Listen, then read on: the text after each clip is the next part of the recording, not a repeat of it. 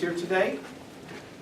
I'm pleased to be joined by the Majority Leader of the Erie County Legislature, Joe Larico, as well as the Minority Leader of the Erie County Legislature, Tom Loughran. As we announced, we have an agreement with regards to proposed changes to the Erie County Charter, as well as a new and comprehensive ethics law for Erie County government. And I want to thank both of them for joining me here today, as well as working me through this process to get to a point where we can have a joint announcement for a charter proposal, which I believe will be passed by the legislature and I agree to sign, as well as ethics reform, that is good ethics reform, taking our existing ethics law and strengthening it using the proposals that were put together both by myself and Legislator Loughran earlier in the year, as well as proposals that were created by Legislator Larico. I'll briefly go through some of the proposals and the changes to the charter from the previous versions that have been proposed, and then I'll turn it over to Legislator Larico to offer some comment. But what we've done is what I always hoped we would be able to do with the Erie County Charter amendments is fix some problems that exist in the charter, and there were some problems that existed in the charter, address needs that needed to be done that truthfully were brought out by the Charter Revision Commission, but eliminate some of the issues that I think in the end were contentious, not only with people in county government, but in the public sector. We were able to remove the proposed new code of ethics that would have been put in the charter with provisions that some of us questioned even the validity of with regards to New York law, and instead take the current code of ethics and board of ethics that we have, the law, and revise it so it's not in the charter, which it truthfully shouldn't be in the first place, because the charter is in some ways our constitution. And the Erie County Code of Ethics and Board of Ethics is a separate law that was passed along the way. There also was a removal in the version of the charter that we've agreed upon, and there will be no additional terms for the legislature in regards to taking it from 2 to 4 years, as well as eliminating the independent redistricting commission, which is questionable under New York law whether it could even seat in the first place, because according to New York case law, it's in the hands of the legislature to determine its boundaries, not an independent commission. We also made some minor changes with regards to other provisions, but the vast majority of the recommendations here, actually I would have to say 99% of the recommendations that are included in the new version of the Erie County Charter were those that were proposed by the Erie County Charter Revision Commission during this past year. I want to thank the members of the Charter Revision Commission for their good work. They can see that the work that they did this year will lead to a better Erie County Charter, which in the end will be a better Erie County government, as a result of the work that they put in for many months will not have gone wasted. I thought it was important that we did fix the problems that existed with the charter to bring it into the day that we're in. We still had provisions that really would have been appropriate for Erie County government in the 1960s and 1970s, even referencing departments that no longer exist and haven't existed for more than 2 or 3 decades. So we needed to fix some technical issues with the charter, but we also needed to ensure that we brought the charter into today's age, such as ensuring that when the CPS Board of Trustees meets with regards to the future commissioner of Central Police Services, that they also interview a woman or a person of color to ensure that we have true representation among the various boards. That when I have an opportunity to do an interview for a commissioner, that I am interviewing individuals who are qualified, that may be a woman or a member of a minority group, which did not and was not required under prior versions of the charter. So if I had a recommendation to interview 3 white males, even if there were a number of other individuals who qualified under the requirements of county law, but I only interviewed 3 of them, that's kind of unfair to people of minority representation or our women, sort of implementing our own little Rooney Rule for the hiring of commissioners in Erie County government. It is a good document. I will be proud to sign this charter amendment. I think it is an example of what we can do when we work together across party lines, across branches of government to come up with a better form of government for the people of Erie County. Because of the type of revisions that they are, it will not require a referendum. These do not affect the powers of elected officials, so it does make some substantial changes to Erie County government, but it does not affect increase or decrease the power of an elected official, so it will not be subject to a referendum, which means that if the legislature should pass it within the next month, there are timelines they have to meet, but if they pass it and I sign it, it can take effect immediately. It does not need a referendum to take effect. I think that was very important. We wanted the public to understand that we wanted these changes to go into effect now and not potentially in the future at a referendum that will be held next year. The ethics code, we'll go into a little bit more of that later. If you have any particular questions about changes to the ethics code, but now I'd like to turn it over to the majority leader to talk about the work that we were able to do to reach this compromise. Joe? Thank you, Mark. Yeah, as the county executive said, this is a perfect example of what we can accomplish when cross-party lines and cross branches of government work together. As everybody knows, the county executive and I have not always agreed on everything, but with this, we have a good law, a good charter revision with provisions that were too important to leave on the table for some other issues that were maybe a little bit more contentious. So we worked together. Mark really went through a lot of the highlights, the minority inclusion, women inclusion. We also are moving forward with, as Mark did an executive order, there's also a law for veterans benefit or military benefits while active, and the ethics proposals, which is the other issue that the county executive didn't really discuss that much. But several months ago, Legislator Logren, along with the county executive, introduced an ethics proposal, and I introduced 2 ethics proposals. So what we did is we worked together to combine the good parts of both of those laws and create one comprehensive ethics reform that really addresses a lot of the issues that we currently deal with in county government. And I agree with the county executive that it shouldn't have been part of the charter revision. It should be its own separate county code of ethics, and I'm proud of the document that we have here.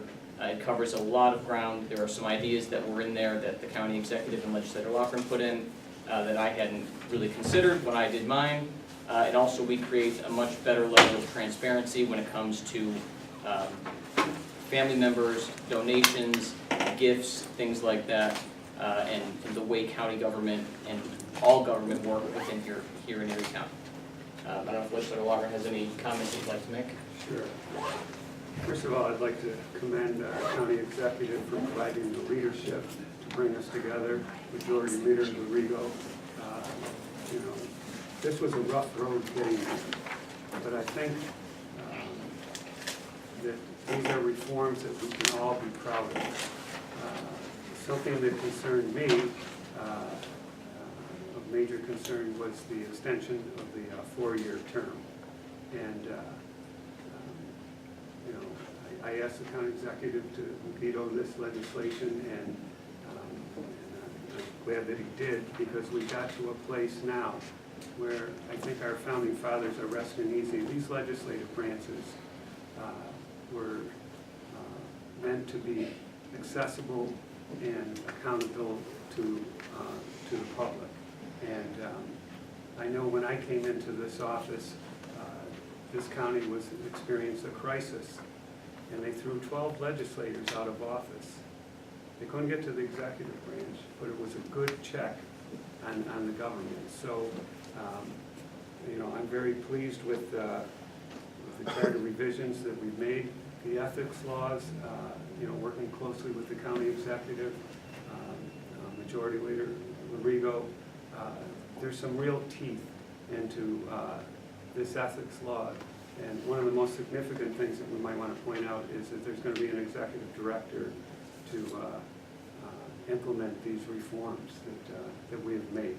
So again, I'm happy to be standing here. I think this is the way it's supposed to work, that the branches of government, the different parties, that there was some compromise, but we came together, and I think we're in a good place. Thank you, Legislator. As I didn't say initially, but was stated by the legislators, the most recent version of the charter that was passed, I will veto. Actually, I have vetoed. I've signed the document. I vetoed it earlier today. So the legislation that was passed at the end of August has been vetoed. And what we have here is a new document, a new charter, set of charter amendments, which I will sign, and which both our legislative leaders agree will be presented and have been actually clocked into the legislature.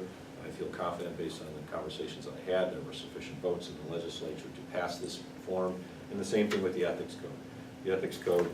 If you may remember, the Ethics Code, as it presently stands, is 3 separate local laws that were passed, one in 1989, one in 1994, and one in 2015. Unfortunately, even today, the way they were passed, they don't match up.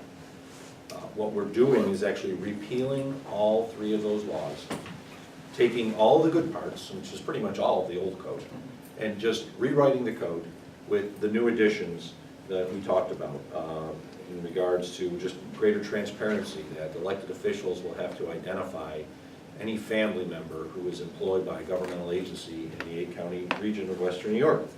That any issue with regards to disclosing activities that they may have that would be contrary to their representation of constituents in Erie County government. Certainly identifying what is a prohibited activity and what actually activity would not be prohibited under the Ethics Code, because there have been questions. And we want to ensure that legislators as well as countywide elected officials understand if they do something, they're not going to be in violation of the Ethics Code. This is a good bill. It will address the issues, and when it comes to the Board of Ethics itself, the Board of Ethics right now is 5 voting members with 1 ex officio. We are increasing the Board of Ethics to 8 members with 5 voting members still that are appointed by the county executive pursuant to New York State law, subject to confirmation by the legislature. But there will be 3 ex officio non-voting members, 1 who's a county employee, 2nd that's an appointee of the chairperson of the legislature, and that term rotates every 2 years, so it fits and follows with the legislative terms themselves. And another one, which is an appointee of the county attorney, which in all likelihood will be a separate lawyer, so that they feel like they have somebody on the board who can legally represent them and offer solutions to them. Because there have been questions in the past as to whether or not the Board of Ethics being represented by the county attorney's office is as independent as it should. So what we wanted to do is to eliminate any question about independence. So even if they weren't voting members, they will be in the room, even in executive sessions, and then could report back to their appointing authority that things were done properly. This wasn't done for political purposes. So we've been able to follow the letter of the law by making the voting members still subject to the appointment of the county executive, but giving the legislature and others the assurances that things are being done properly and not for political purposes on the Board of Ethics. I think this is, in the end, just an example of how we, as a government, can come together to create better government for the people in our community. As I said, it took a little longer than it should have with regards to the charter, but I will say this, when it comes to ethics reform, I feel as a result of the bill that will be passed, that Erie County will have one of the strongest code of ethics in all of New York State. And it just goes to show what you can do when you come together regardless of party affiliation. You can do something for the betterment of the community, which I think a lot of us wish could happen more in Washington, D.C., even at all. But this is good work, and I thank the good work from both legislators to get to this point. As I said, it has been introduced. It will be officially added to the docket of the legislature at their next session, I believe next Thursday, and will be sent to committees as usual, but I feel very confident that within a month from now they will be approved. They are local laws, so they require the public hearings and things like that, but because of the timeline, I fully expect this to be done and approved probably by the 1st of December, so that even I've signed it into law by then. And it just goes to show what we can do when we work together. Any questions? Yeah, Tom kind of indicated he doesn't want a 4-year term, but do you have any feeling in a 4-year term, and Joe, do you? Would you, as a separate standalone proposal, go for a 4-year term? You know, I said on the floor of the legislature when we took the vote on the charter revision that I was not in favor of the 4-year terms. And as I said in my opening remarks, I believe that what was left in the charter revision law was too good to let it fail, because I think even if the county executive did sign the charter revision law with the 4-year terms in it, I don't believe the people of Western New York, people of Erie County, would have supported that. So rather than let everything in the charter revision go to waste, I'm proud that we were able to formulate a document that will achieve all of the positives that the Charter Revision Commission came up with and get those implemented even quicker than we would had the county executive signed the law and it went to referendum. Can you explain how the new ethics law is tightening the rule on financial disclosures? Well, financial disclosures, there's twofold. There's financial disclosures that have to be made as previously were required with the Board of Ethics. There's a whole set of disclosure forms, which is included in here, which is based off of the most recent disclosure form, and can be added to by the Board of Ethics as they see fit. So you have to identify things not only for yourself, but for spouses, if you have any contracts that potentially are, or an ownership interest in an entity that is contracting with Erie County government, gifts, all that type of information. It has to be provided annually, but what we wanted to do was tighten it up, even on areas that aren't necessarily like gift related. But I'll give you an example. It's the issue associated with the family members who may be in government. A lot of people question whether there's family members in government. I'm not going to deny my brother works for the Board of Elections, but this is something that would require everyone on an annual basis, every elected official, to identify, do you have any members in your family? Not just immediate family, but like aunts, uncles, cousins that are employed in government in Western New York. So that people have, there's much more transparent, so there's no question. And I think it's important that when we look at the disclosure requirements of the Code of Ethics, it's very, very comprehensive. Even list below the type and market value of securities held by the reporting individual or such individual spouse from each issuing entity in excess of $1,000 at the close of the taxable year, and on and on and on. So it's the kind of information that you want to know to ensure that your elected official is not acting on their own behalf. I think we've seen too many issues lately in the news about people in government acting on their own behalf instead of acting on behalf of the people. So what this is going to do is strengthen that area and also guarantee that we're saying to the individuals, the elected officials, and officers, it's not just elected officials, officers of Erie County, department heads of Erie County, other individuals who are high-level decision makers from Erie County, you have to report this information. And if you don't, the Board of Ethics will fine you for failure to file, and your name will be out there for failing to report. This is a good law. It's a strong law. It took a pretty good law, which existed on the books but had some issues, and made it stronger. Because the Code of Ethics that was originally passed in 1989 and amended in '94, it's been more than almost 30 years for some of those changes. So it was time that we made substantive changes that were appropriate for 2016, right? Did you guys reconcile your differences on the county attorney issue? As far as the majority not feeling that the county attorney was totally separate from your office? That's totally actually was reconciled in the previous version of the charter. It was not included even in the version that I recently vetoed. There were problems that I believe with the recent version as it pertained to the Code of Ethics. They put in a totally different type of Code of Ethics, which would have made the Code of Ethics almost non-workable because it had 18 members. And members that would have been appointed or recommended for appointed by entities that do not have the power under New York state law to do it. So what we did is we reached a compromise. Rather than have just 5 members that are solely appointed by the county executive, we decided to create an 8-member board, 5 voting members, but 3 other members that would be accountable to other individuals, especially the legislature, so that they could feel that things were being done properly. But the issues associated with the county attorney were taken out of the second version. This is the 3rd version that will, in the end, I believe, be passed by the legislature. It's a long process, but I want the people of Erie County to understand, including the members of the Charter Revision Commission, it took a long process to get here, but we're doing good work to ensure a better charter for our county, which means better representation in government for the people of the community. Do you think voters might be upset to not have a chance to weigh in on some of this?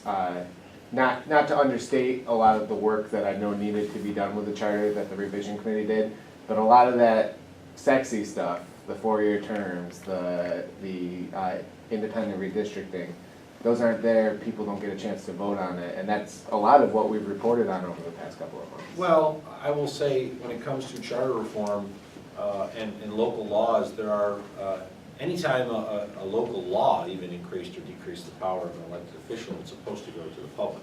We haven't been passing local laws that increase or decrease the powers of an elected official. We've passed laws to benefit our community, just like I signed at the end of last week the revisions to the concussion law, which Legislature Rigo was a part of. I would just say to the public, we've got a better charter. We've been able to do it without decreasing or increasing the powers of an elected official. And as such, the work has been done by the Charter Revision Commission as well as the elected officials. We have that responsibility. And I think in the end, that's what's important, because one thing I know, and I think Legislator Lorigo pointed at it too, is that there were a lot of good things that needed to be done in the charter. But too many people were focused on one thing, which was the 4-year terms. And if they overwhelmingly rejected the charter amendment because of the 4-year terms, we would have lost all the other good work that needed to be done and needed to be amended in the charter, and that's going to get done now. So I think it's a much better process for it to have been done this way. And on the 4-year terms, you know, any legislator can still put in a local law that increases the terms to 4 years. I don't think you're going to see anybody doing it on its own. I think the fact that it was tied to the charter revision and, you know, was all part of the deal. So as the county executive said, and as I said before, I think if it was tied to the charter revision, people were focusing only on that, the media was focused really only on that, and I think it would have been voted down and we would have lost all of these other great things. So I think this is the better way to do it, and if anyone, you know, in the legislature wants to put a law in that, you know, extends our terms, they're more than welcome to do so. I won't be doing it, but anybody that wants to certainly could. I don't know If what's. I could comment on that, Please. thank you, Legislator Rigo. I guess one person, one voice makes a difference. As you know, I was the only no vote on the charter revision. And my major concern, and this is a much better, these reforms are much better having gone through this process. But I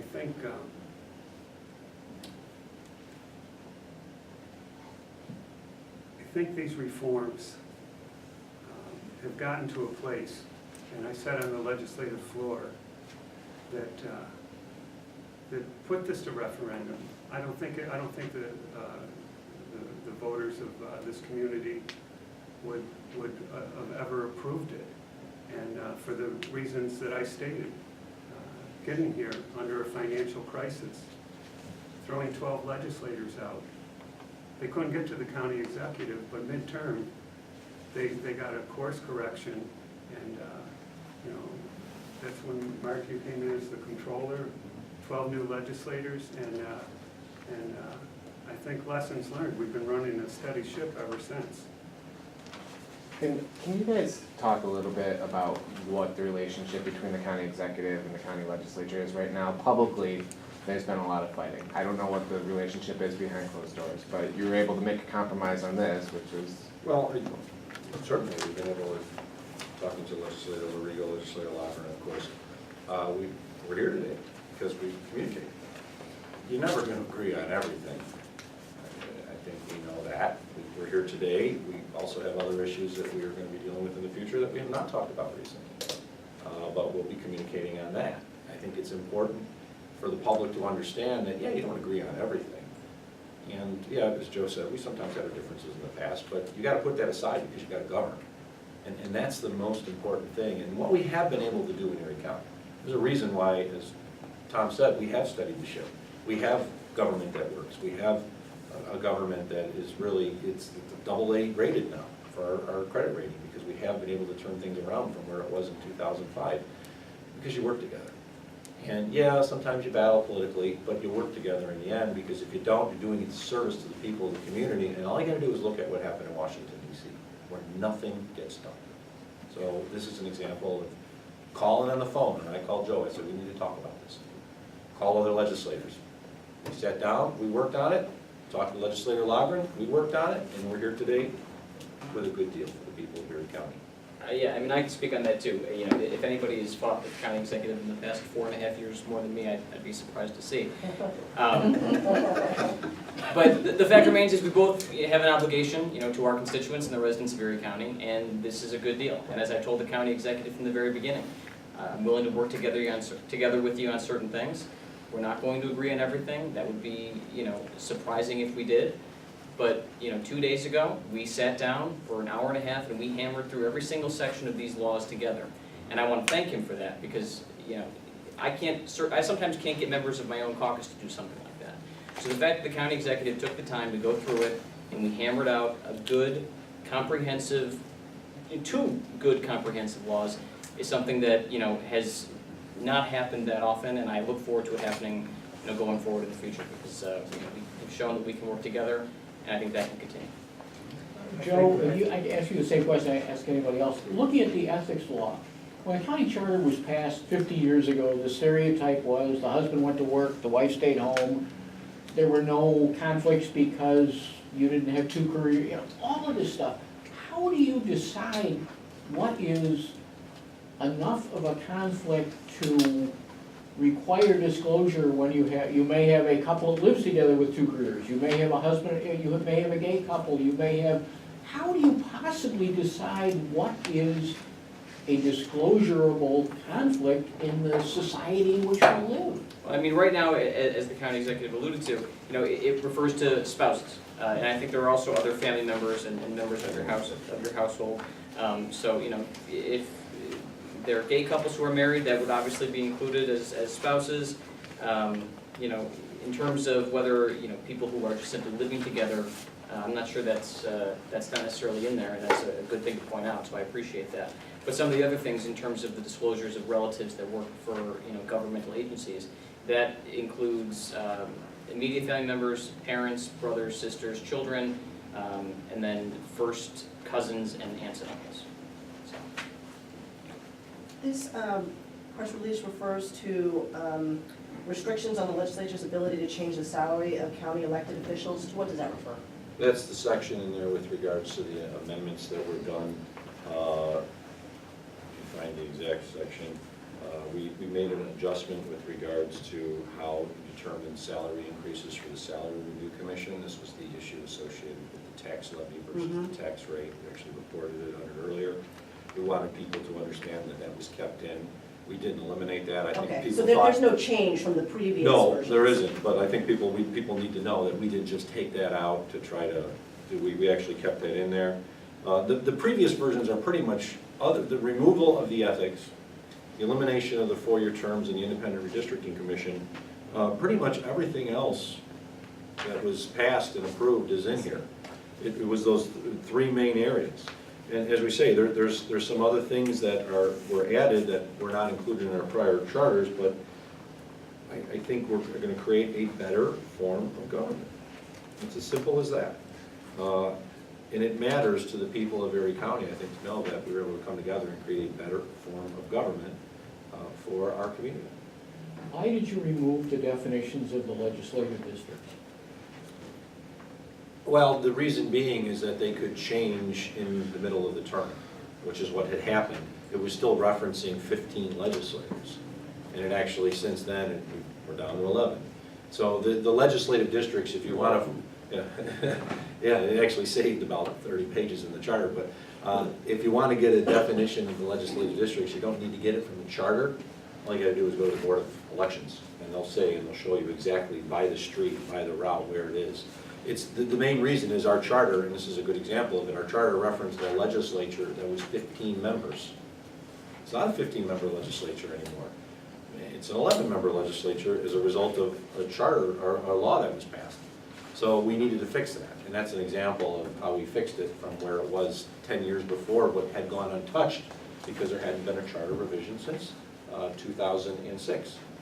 So that's a perfect example. It's a technical thing. We weren't like changing. There are 11 legislators today. There'll be 11 legislators upon this, but it's a technical fix that needed to be done with the charter. And if you want to find out what your districts are, you can do 2 things. You can actually go online and find out at our county website, or you can call the Board of Elections. You didn't want the state constitution mess. No, I just think it was just to fix it because where it said 15 and 11, and there was really no reason to actually put the boundaries in. It was something that was based off of the old original 1960 charter where they actually listed it. And if you think about it, there was no internet. You couldn't go, if you wanted to find out what your district was, you basically had to go down to County Hall and pull out the books that included the charter to see where the districts lie. You don't need that today.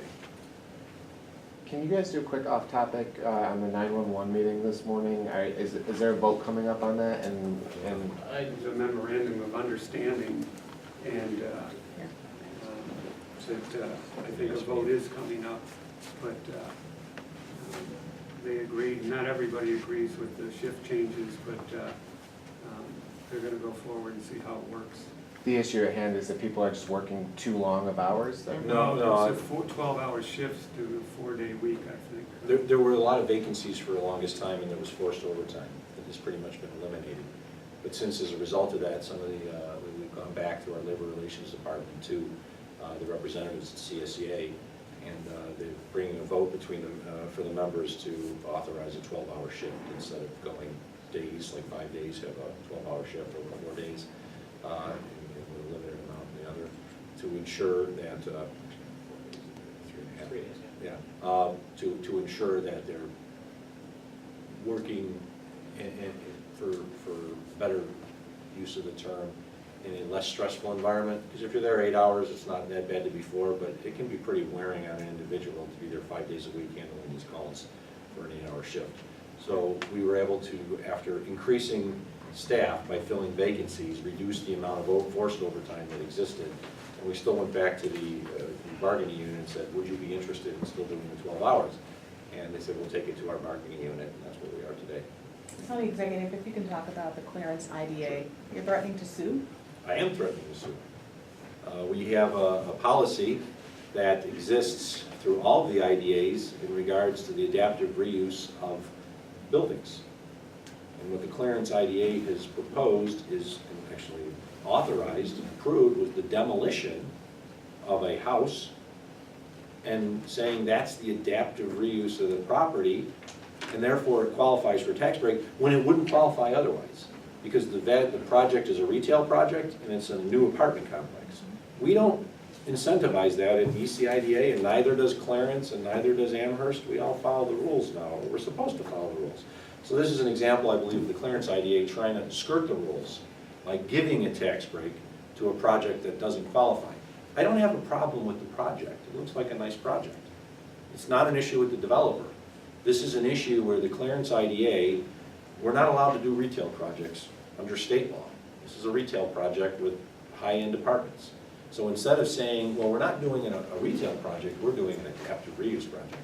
Well, the adaptive reuse protocols require you to have a building to adaptively reuse.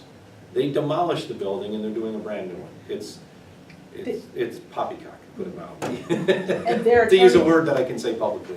Their attorney says that demolition is part of adaptive reuse because it was an 85-year-old, 86-year-old building. You couldn't do I know anything what with it. the uniform tax exempt policy, I know what it says. It was adopted by all the IDAs, and my letter that I sent to them specifically notes the language of the uniform tax exempt policy.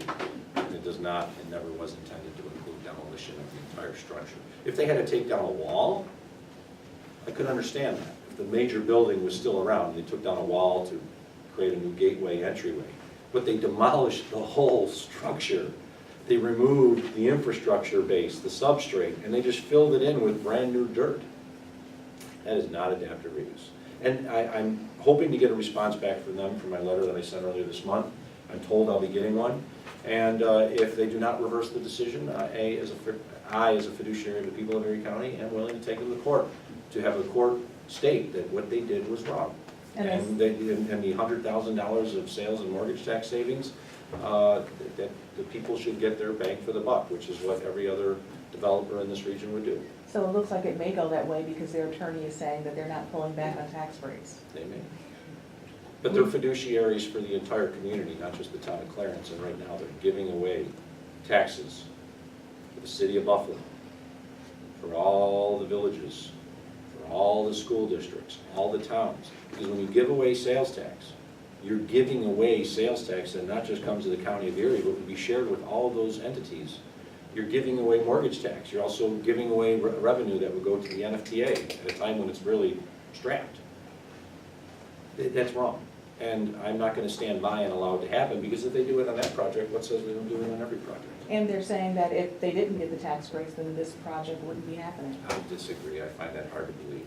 Adaptive reuse is also supposed to be used in a poverty location, a census tract with distressed. Last time I drove down Transit Road in that part of Clarence, the last thing you're ever going to say is that's a distressed census tract where there's poverty. It was a bastardization of the adaptive reuse policy for them to do that, what they did. Can we go back to 9/11 for a second? Joe, too. I mean, a lot of what you've been talking about earlier is really down in the weeds of government. I mean, most people don't care about how many members are on the ethics board. But most of us have 911 as our portal to emergency help. So, especially the two legislators, are people saying to you, you gotta get this straightened out in case my mother has an attack, we can, I know somebody will answer the phone. I mean, we haven't necessarily, or I haven't necessarily heard from residents, but I've heard from some of the dispatchers who, wanted to be able to have this vote to see if they could switch their schedules. They, as the county executive said, there was a lot of forced overtime that they were, really having a difficult time dealing with, being there for, double shifts or a shift and a half in the high stress environment. So at least allowing them to take this vote to see whether they can switch their schedule is a step in the right direction. And as Marlene Hoffman said at the Public Safety Committee today, there are people who have strong opinions on both sides, and there's always going to be something like that. So we'll have the vote and see where it goes. Tom? Yeah, I think there's a process. We had a lot of testimony in committee, and you heard both sides. But I think that this is such an important position, and when workers are fatigued or the scheduling is a problem, I think they're willing to go forward and see how it works, because there's a lot of complaints right now, the way it's worked now with the forced overtime. I would note, the complaints aren't coming in from the public. We're not hearing people saying, I'm calling 911 and it's not getting answered. That's not the issue. This is an issue with regards to workplace environment and the level of stress that could be put on the workers, and we want to ensure that you're answering the phone for the 911 call center, you're doing the best job possible for people of your county. Back to the IDAs, because this isn't the first time we've heard people call projects retail and say that municipalities are trying to kind of sneak it in there past the recently passed state law. Was there a problem with that state law and a lack of oversight or vehicle to stop these IDAs from just saying a project is whatever it is? The law is fine, and that's why you see them doing this, because they know they can't do it otherwise.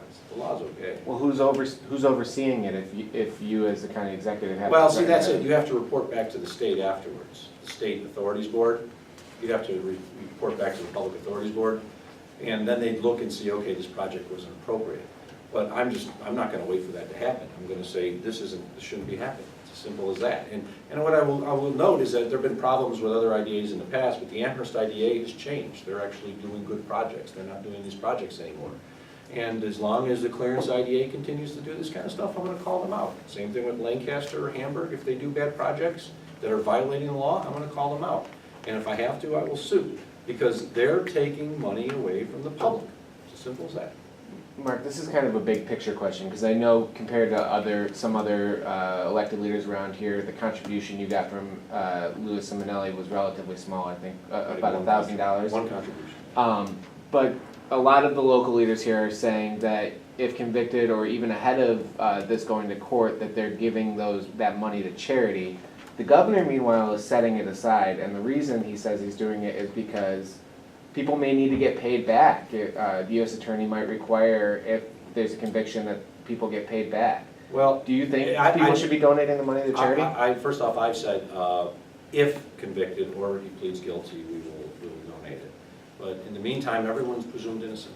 That's the nature of our system. You're innocent until proven guilty, so we have to assume that Mr. Simonelli and the others are innocent. Until that point, if it's proven, then I've had one donation of $1,000 compared to others who've had tens of thousands of dollar donation. So that's what I will do. I will wait for the court process to work itself out. But if all the money, I guess my question is, if all the money ends up going to charities, and then if there's people that are supposed to be paid back because they were somehow ripped off in this alleged scheme. I understand. I will leave it up to that decision to be made afterwards. I don't know if that's going to be the case. For those who are giving the donation now, I guess they're doing it at their own risk. But that's something for others to deal with when and if these matters are finally resolved. Anything else, guys?